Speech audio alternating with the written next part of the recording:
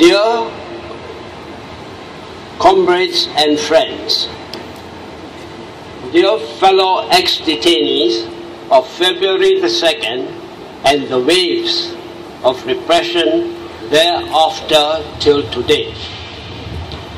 Today, we gather to commemorate the 50th anniversary of Operation Cold Storm, launched on February the 2nd, 1963. On that day, the British colonialists, with the connivance of Lee Kuan Yew, arrested over 100 left-wing activists, including myself.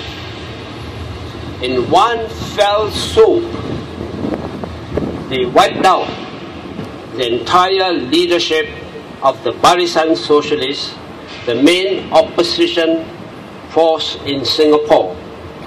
First and foremost, I want to take this occasion to pay homage and respect to the hundreds of young, brave men and women cut down cruelly and undemocratically in the prime of their lives on 2nd of February and in the relentless waves of detention thereafter.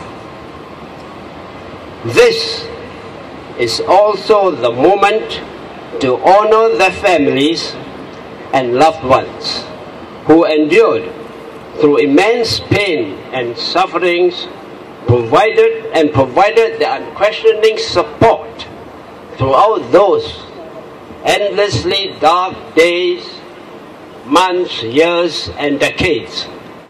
Every person arrested in that historical juncture of February the 2nd, every person arrested from 1940s to the 1980s, each and every one of them has undergone a persecution that is so deep that none is unscarred. Today, no one among us, the ex-detainees, should feel that his or her pain and sufferings and sacrifices had been in vain. No one among us should feel any shame or humiliation that the cross had been too heavy. No one among us should feel that he or she had contributed less than another detainee.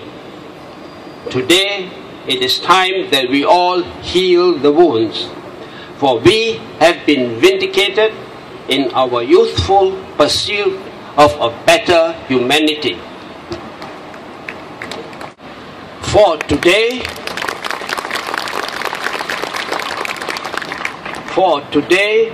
the unimaginable has happened, that we can stand tall and straight in the Hong Lim Park in this bright sunshine, exactly 50 years after the sinister mass arrest of February the 2nd, and say loud and clear, we, the survivors of February the 2nd, we, the survivors of subsequent repression, we are vindicated in our pursuit of our youthful ideals of 1963. Our youthful idealism of 1963 called for an independent, multiracial, multi-communal nation that is non-discriminatory towards any race or community. Our youthful idealism called for a nation where the people would enjoy economic dignity and social assurance. A Barisan Socialist government would not have permitted the current obscene disparity in income between those whom you vote into power and the lower strata of society. Absolutely not. Our youthful idealism called for a nation that would enjoy full democratic rights. A government, a Barisan socialist government, would not have permitted any arbitrary detention without trial. Absolutely not. Can the youth of today imagine the excitement and the magic in the air after the Second World War, where the youth of all races on both sides of the causeway dared to aspire for a united Malayan nation free from communal politics, free from Internal Security Act, free from economic humiliation experienced by the poor, the sick, the aged, the disabled of Singapore. Yes, our generation cut down on February the 2nd, 1963 and thereafter was the proud inheritor of the People's Constitution, the Hatal, the Malayan Democratic Union, the Putra ACMJA coalition that flourished from 1945 to 1948. Our youth of Singapore hearing these great names for the first time? Yes, there existed a People's Constitution drafted by John Eber and Willie Kwok of the Malayan Democratic Union. It was adopted after extensive consultations with the people of all races up and down the length and breadth of the peninsula of Malaya and the island of Singapore. It is salient to recall the fundamental principles of this constitution. They are: 1. Singapore is an integral and inalienable part of mainland Malaya. 2. There should be equal citizenship rights for all peoples hailing from the various communities who qualify to be citizens of this country. The citizenship is to be known as Malayu citizenship. Number 3, Malayu citizenship is to be given to all people born in this country and others who had settled continuously for the past 10 years in this country, irrespective of whether they came from Java, Sumatra, the Rio Islands, China, India, Burma, etc. However, the British colonialists refused to listen to the people's aspirations. As a result, the Putra AMCJA coalition, on the suggestion of Tan Cheng Lock, decided to hold a one-day Hatal, H-A-R-T-A-L. This is a Hindustani word, which was a call for peaceful, complete economic stoppage of activities on a pan-Malayan scale. On that day, 20th October 1947, from Singapore to Malacca to Kuala Lumpur to Ipoh to Penang, workers did not go to work. Shops and factories and offices were closed. Buses, trains, taxis and cars came to a standstill. The Hatal was a convincing proof that all communities, especially the Malay community, supported a non-communal politics that is at the heart of the people's constitution. Imagine in the days when there was no internet, no Twitter, when even the telephone was an expensive luxury, a hartal could be organizationally possible in the time span of 1 or 2 weeks, with teams of bicycle riders pedaling away furiously from towns to villages to kampongs throughout the length and breadth of Singapore and Malaya. So invigorated was the youth's spirit for the People's Constitution that no logistical problems could deter them. This mass non-communal democratic movement had to be crushed. And so the British colonialists who returned after World War II crushed this people's movement with an array of repressive and deceptive instruments. With the brutal military force of the emergency in June 1948, with the inhuman uprooting of entire villages and the resettlement in new villages, which were in fact concentration camps. The people were bodily searched on leaving and entering the camps. All communities, Chinese, Indians, Malays, were affected by this BRICS resettlement plan. The policy achieved the insidious aim of the British to divide and rule over subjects, especially the Malays and Chinese physically. The British divide and rule also privileged communal politics and parties to replace the genuinely nationalistic MDU and Putra AMCJA. If any political parties were not communal, then they were treated as subservient to British interests, like the PAP.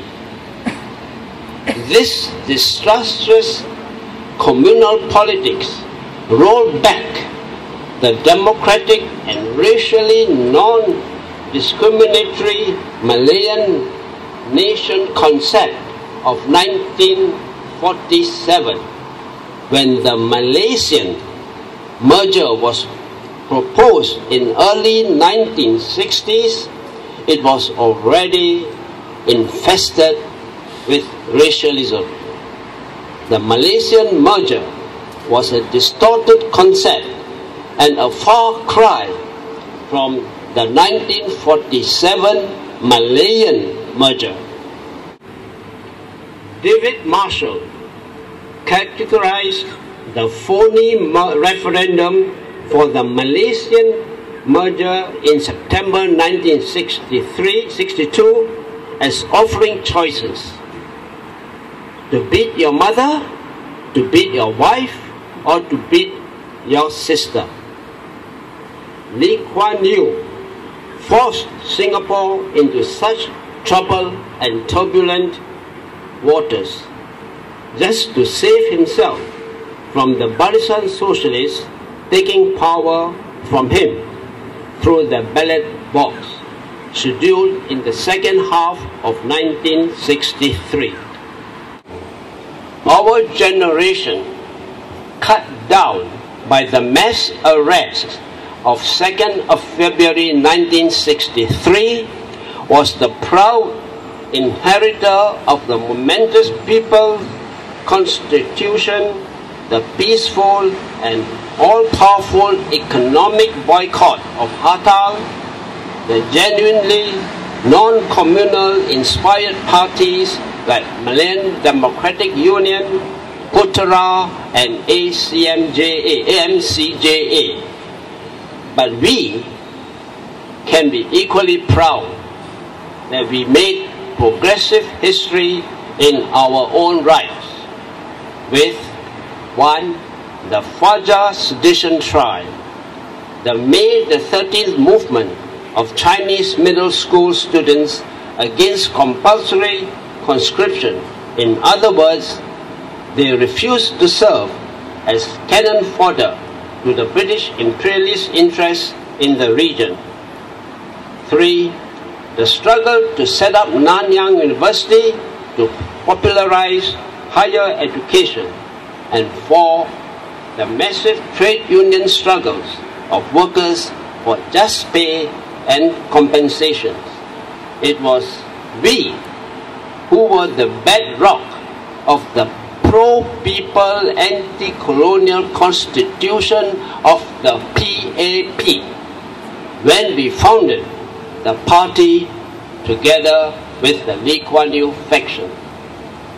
Looking back, it is ironical that we had legitimized Lee Kuan Yew in those days. But the people of Singapore were and are no fools. They quickly saw that the democratic aspirations were betrayed, and like all responsible people, they used the ballot box to express their dissatisfaction to the PAP Lee Kuan Yew faction then, as they did in 2011 and last Saturday in Punggol East. They delivered 2 resounding defeats to the PAP in Hong Lim and Anson by-elections in April and July 1961 for failure to release political prisoners. Today, you can do it again. You can repeat Hong Lim and Anson again. Looking back, it is ironical that we had legitimized Lee Kuan Yew in those days. Had the British imperialist interests not been in the way, had there not been the ISA, had the playing field been level or bursting, as our neighbors across the causeway today call the mass movement for clean and fair elections.